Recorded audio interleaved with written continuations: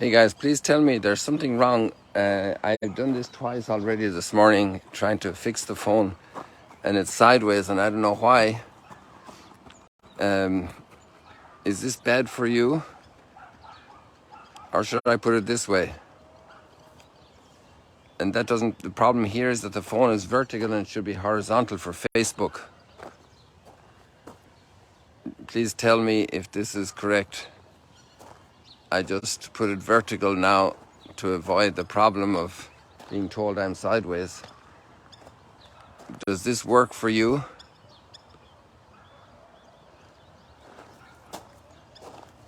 Nobody's answering.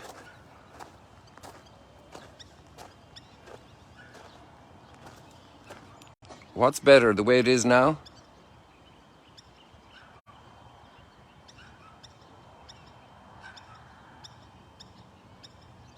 Wow.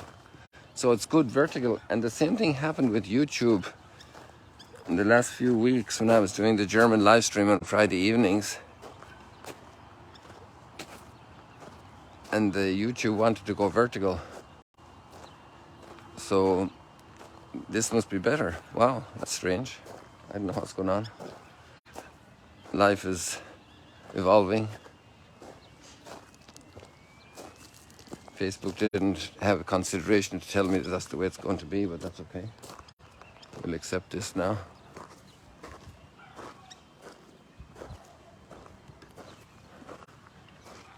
It's a different way to see it. This is the way we have it for Instagram.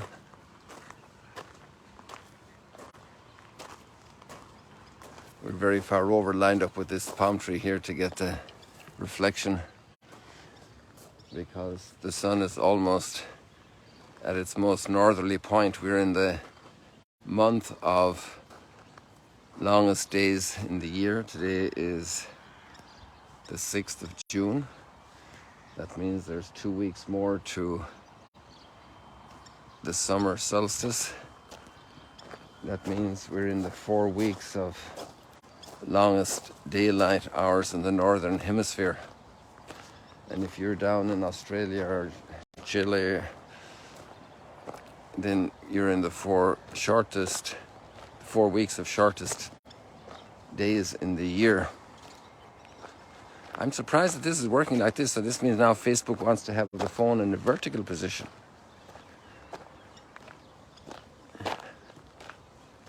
That's interesting.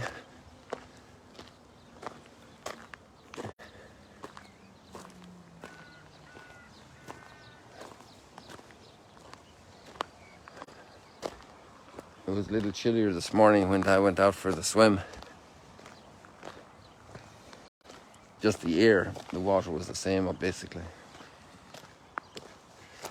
So poor old Tobit, we have a real problem for Tobit this morning. He has another bit of misfortune happens to him. We use that word misfortune. He goes blind. You know, we're watching birds every morning and they're beautiful to watch, but they can have some side effects. You need to read the story there. I won't tell you all the story. So the poor guy is blind. Now he can't see everything and he can't see people, even his wife. And that's a problem because, you know, our sight is very important for communication. And it's amazing here we watch people coming in here who are pilgrims. You know, it's not very often, but there are occasionally pilgrims who are blind.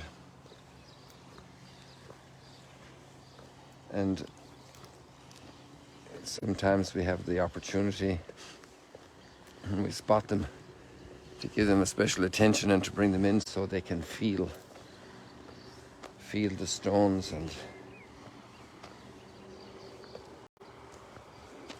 obviously there's so much you miss when you can't see, when we're used to seeing.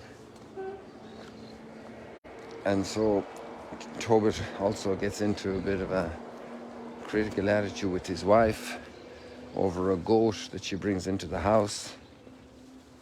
a bonus on her wages, and he misinterprets the goat as maybe having been stolen, and he comes down real hard on his wife. And she complains. She says, "Where are your good deeds now and your charitable deeds? You're so harsh with me."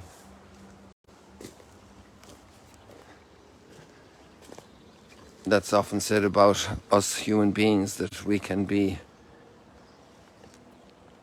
wonderful outside in the public arena, but very difficult at home.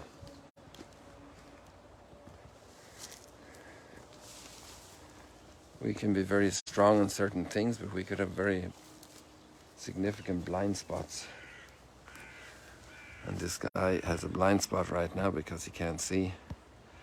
He can't read his face, his eyes, his wife's face.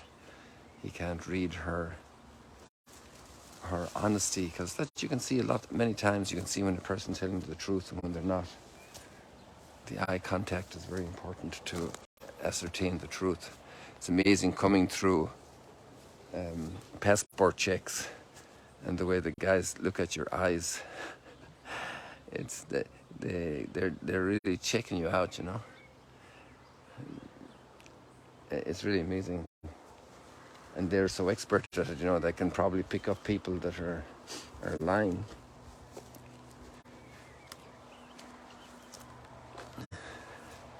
And then they put them through more checks. Have their luggage checked, do a background check on them.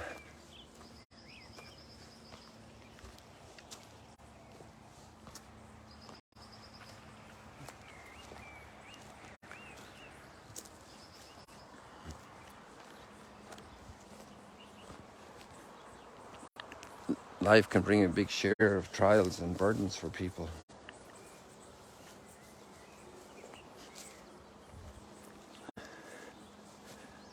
And then all the burden isn't lifted right away. It can be a while, it can be a long time. The medical tests can go on and on.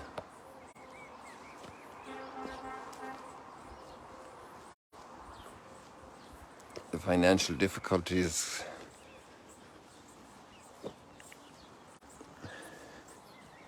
can last a long time. Life can be a struggle. Relationships can be difficult.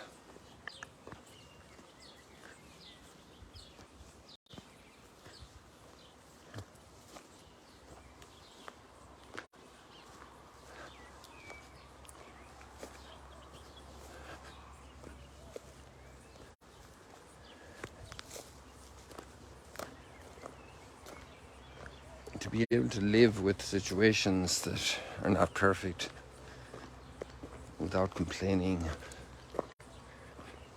without being harsh. We all have lots to grow, plenty of room. Right now, as I'm going through the book of Tobit, it kind of seems to be an echo of Job. And it wasn't easy for Job and his wife and their relationship when he was in this trial. The stress that's put on marriage when one person is off balance. They often say that marriage is not 50-50. It's 80-20, and then it switches to 70-30, and then it goes to 20-80 and the other way around. Sometimes the burden of the moment of life rests more on one than the other. And that's very physically seen when somebody has an accident and they're in a wheelchair. Now the other party has to do an awful lot more. And if that happened through one's own fault, then it becomes doubly burdensome. If it's an accident, I think we have easier and greater understanding, as we know accidents can happen. We have less understanding and mercy when people's own bad behavior leads to burdens and troubles.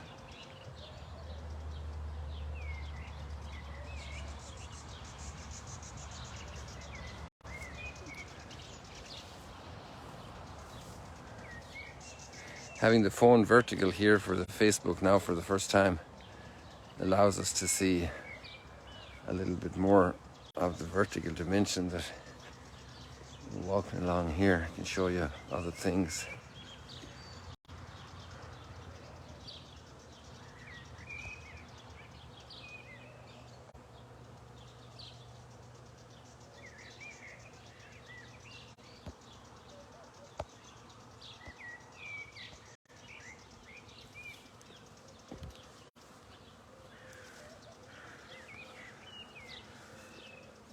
And then somebody has a health issue, an operation, convalescence.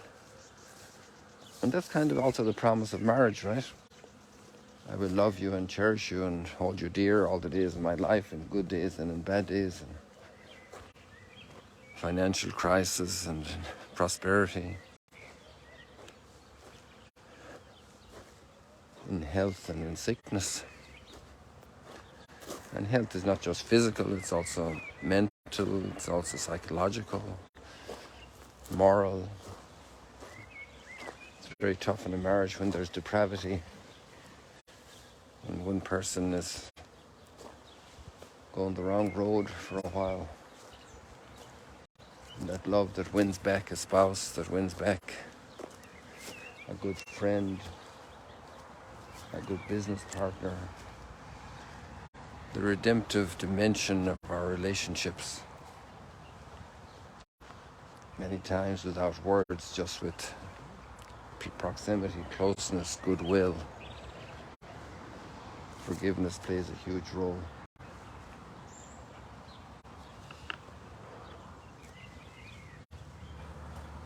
These trees are in full bloom.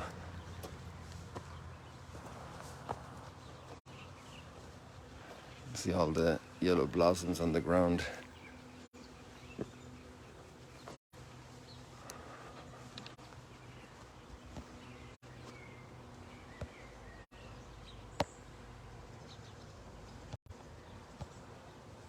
Actually, I hear the humming of the bees. There are a ton of bees up there now, harvesting the nectar. Bee is an incredible work of genius, isn't it? The bee going into the flower, taking out the nectar, making the honey that tastes so well and that's so nourishing. So many works of genius.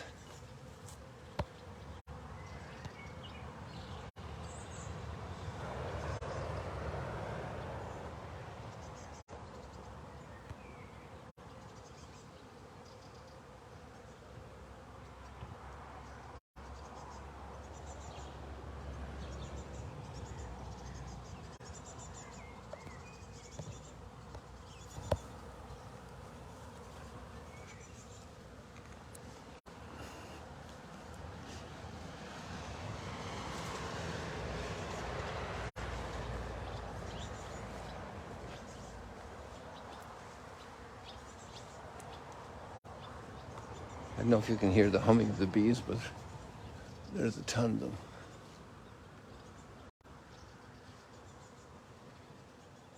Yeah, I see some of them now. I'm not sure if I can get you into the camera there.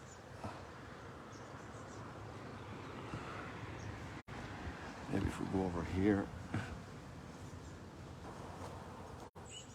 Yes, there's a couple up here.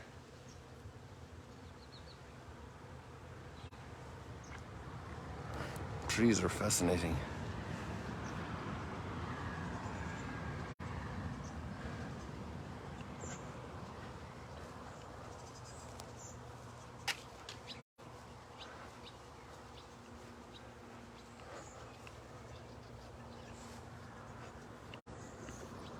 These look like swallows.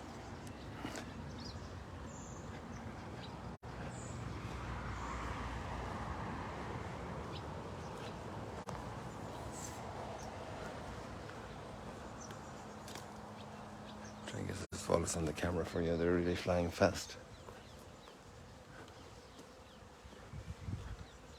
These flowers seem to be withering now. There we have two bees. To be or not to be.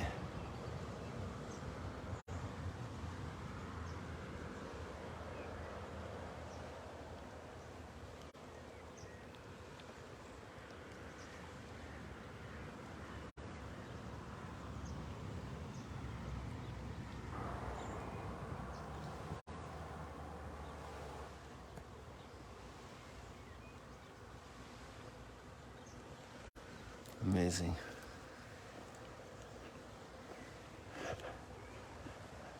And then we have the brilliant answer today, the clarity of discernment that our life needs when there are major conflicts. Give to Caesar what is Caesar, and to God what is God's.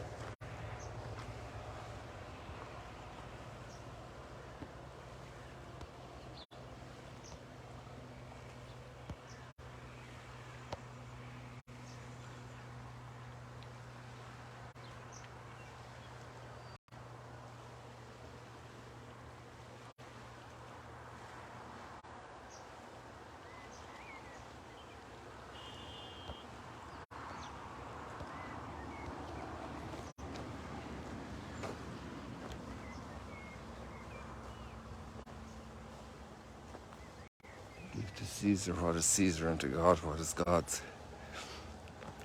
I was talking to a volunteer and her sister's visiting, and the Caesar in their country is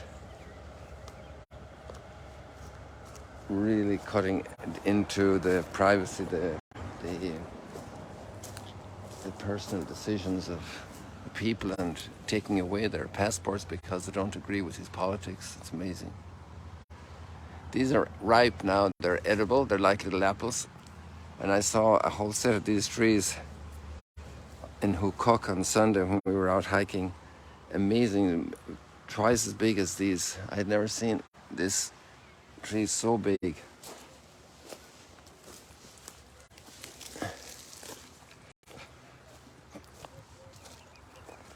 It was near a source of water, but obviously these trees here are very close to plenty of water. We visited the tomb of Habakkuk. At least that's what's understood, that he's buried there. Not too far from here. Habakkuk is a wonderful prophet of the spiritual life, of prayer, of trusting God. And not too far from there we saw those trees.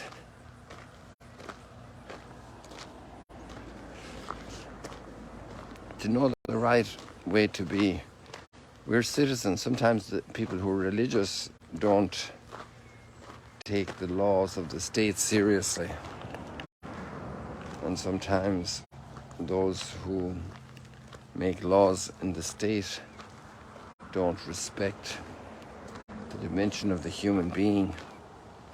It's not under the law. The human being is free in religious identity, religious expression. Obviously, there's a whole reasonableness also involved. We couldn't use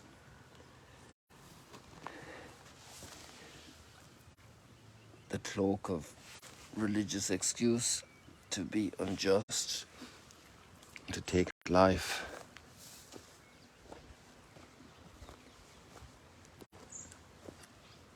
To discriminate against others.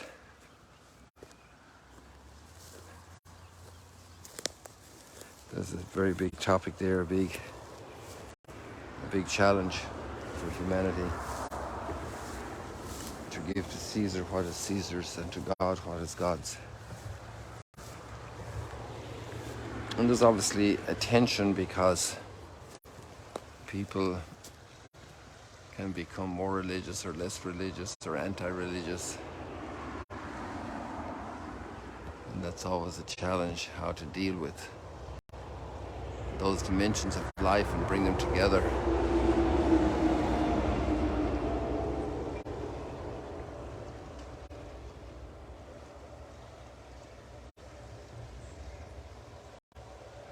Just playing here with the light coming through the branches of this tree.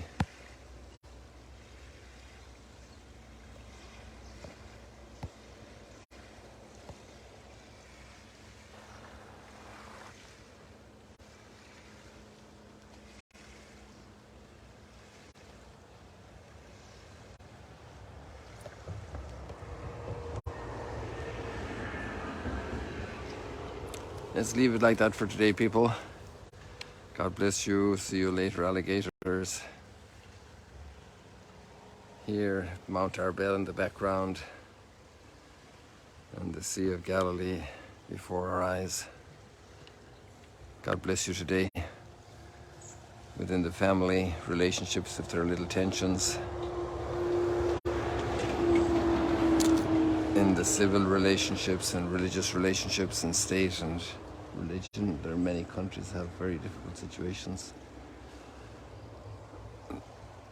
God bless you all.